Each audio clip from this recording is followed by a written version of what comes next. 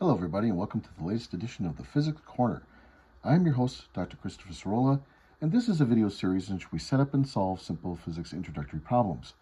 So, let's begin. In today's episode, we're going to take a second look at a law of falling bodies type of problem, but with a twist. So, in a previous episode, we took a look at the idea of dropping a rock from rest and allowing it to fall a certain distance in a known amount of time. And from knowing the amount of time it took for the rock to hit, we were able to determine both how tall the cliff was that the person was standing on and the speed at which the rock hit bottom. Let's take this question and modify it a little bit the following way. So, in the original idea, the person that was dropping the rock was a little kid. Well, little kids don't usually drop rocks, they throw them. So, let's have our child throw the rock. In this specific case, we'll have the child throw the rock as hard as the child can, and that will end up being, for our purposes here, a speed of 22.5 meters per second.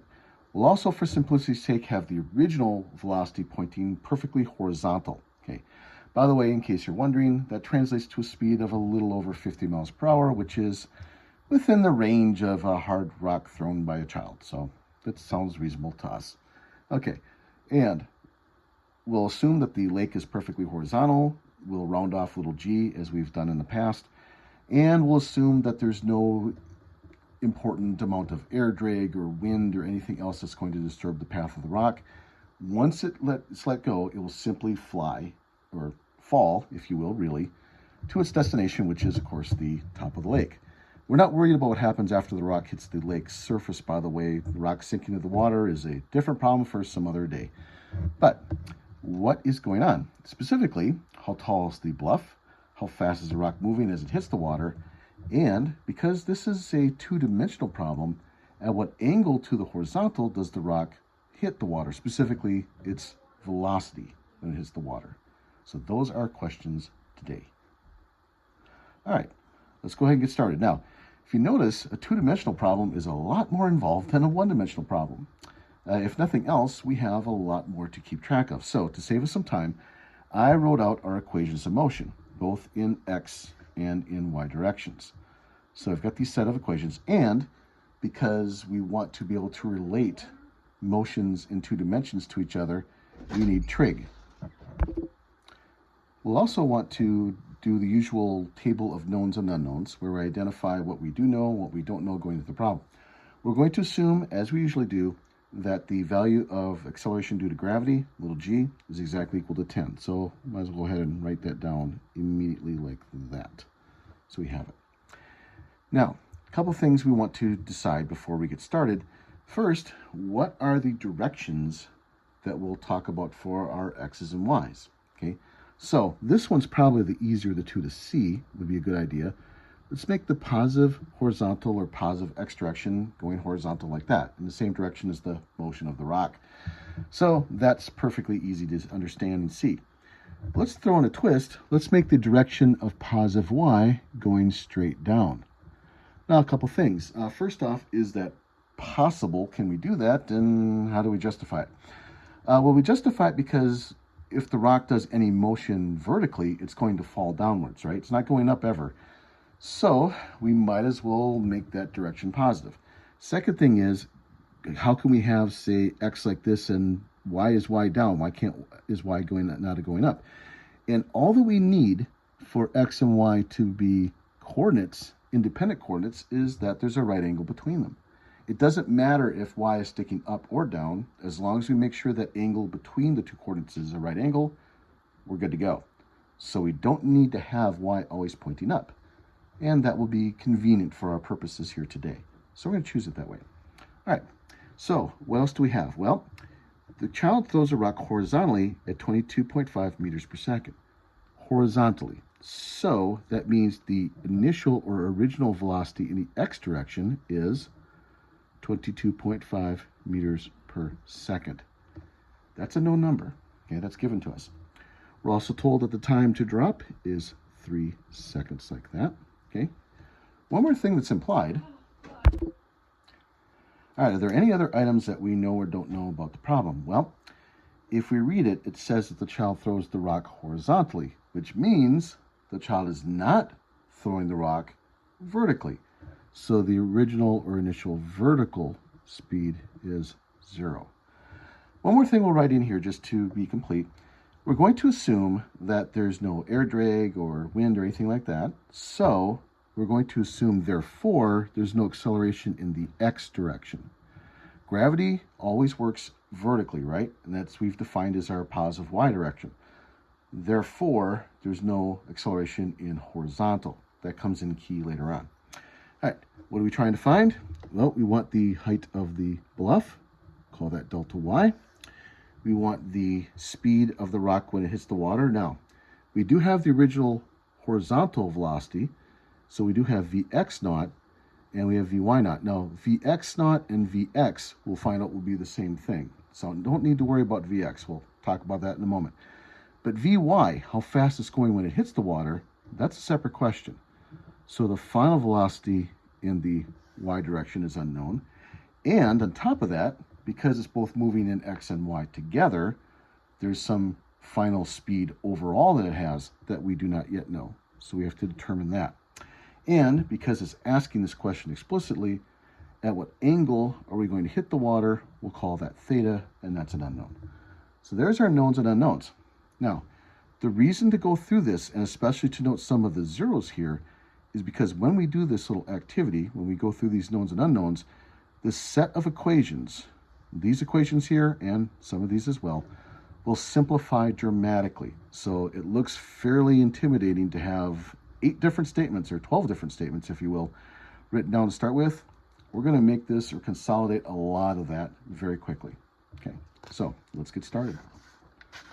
All right, so the first question is, how tall is the bluff? All right, now, this is why we make an emphasis of independent coordinates, that x and y do not affect each other, which means that the same solutions we did in the previous video still apply.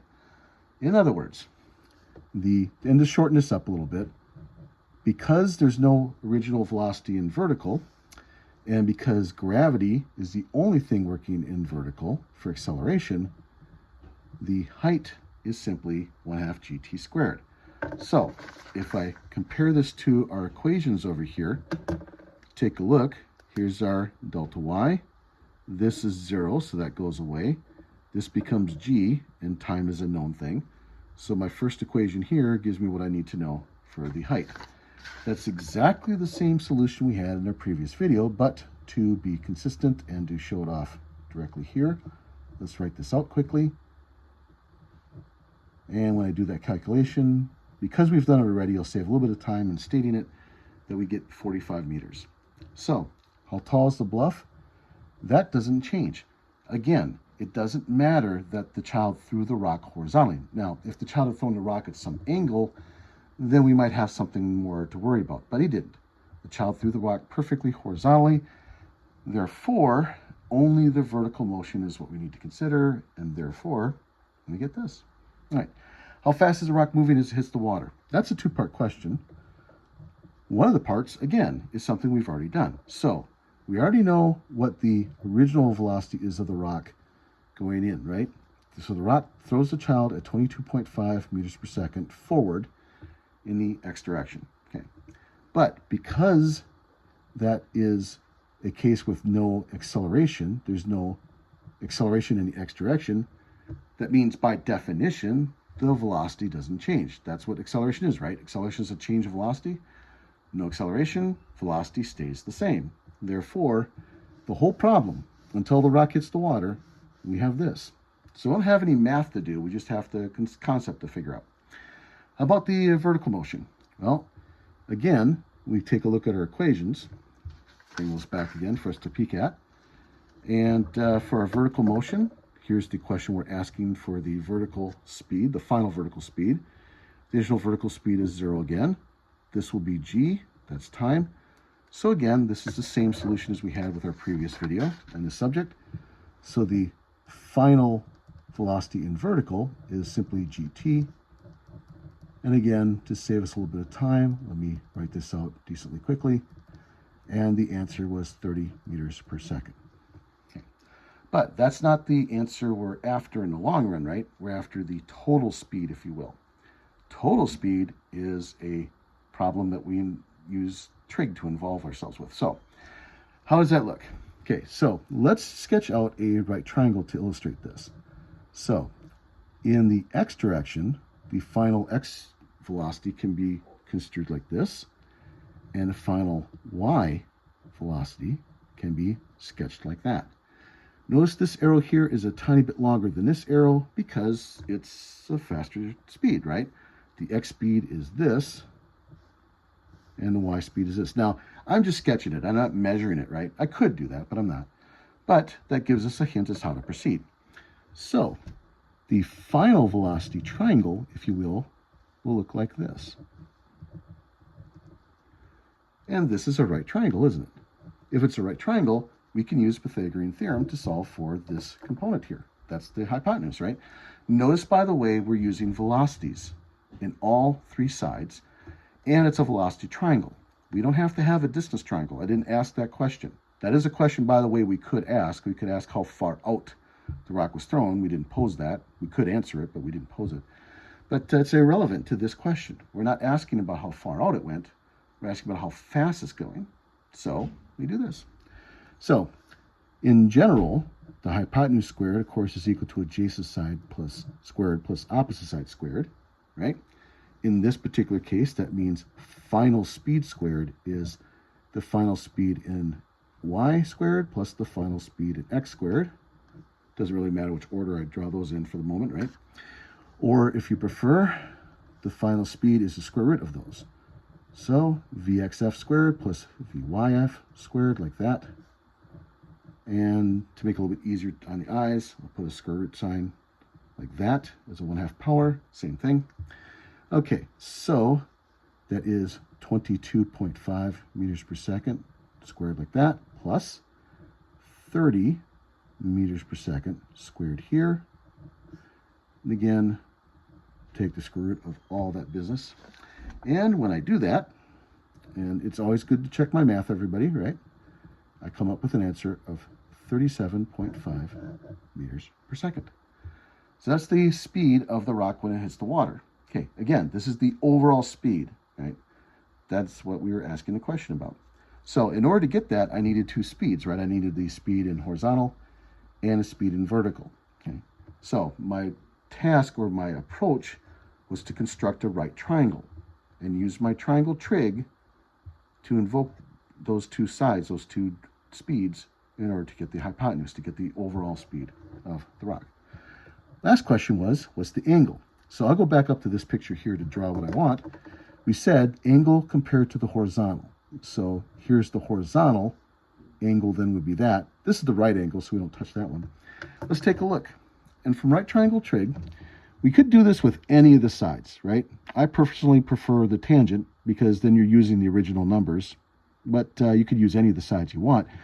But let's use tangent. So tangent by definition of an angle is the opposite side divided by the adjacent side, right?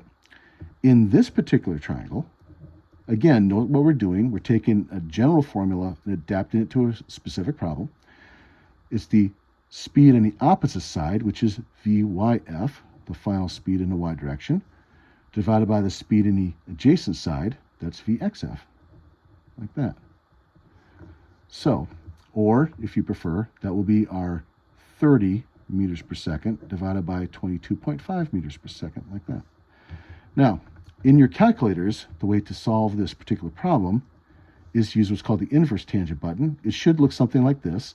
Either it will look like this with a -1 on it already, or you'll have a second function key, or both, that allows you to change the tangent to an inverse tangent. One other thing to mention when you're doing problems like this, make sure that your calculator is in degree mode and not radians mode or some other mode. Some calculators default to radians. Now, later on in the class, we'll use radians a lot. We're not using it here. So you want to make sure that your calculator is actually using degrees for this problem. Anyway, we do that. The units cancel, so I can just write in the numbers. So 30 divided by 22.5. And when I do that, I get an angle of 53.1 degrees. So that's the angle. And that is how I set up a two-dimensional problem. To go back to our equations of motion, notice something that kind of happened here. we didn't use a lot of these, right? So I only used these two equations here. What about all these equations over here in the horizontal? Did I just kind of skip over those? And the short answer is kind of yes. If you look at the requirement or the initial data here, we said the acceleration in the x direction was 0. Well, that means this is 0, and so is this, and so is this.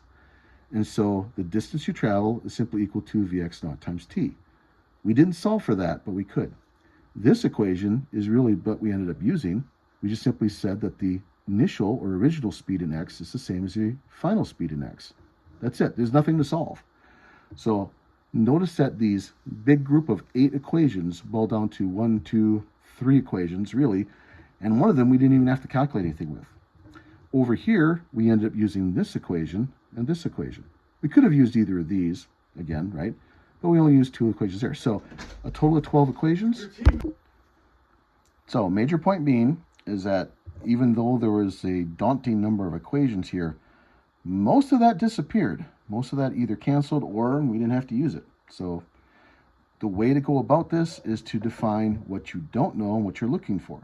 And this helps you define or figure out which equations you need to apply and which ones will simplify to your benefit. Right. So there's our answers to our question.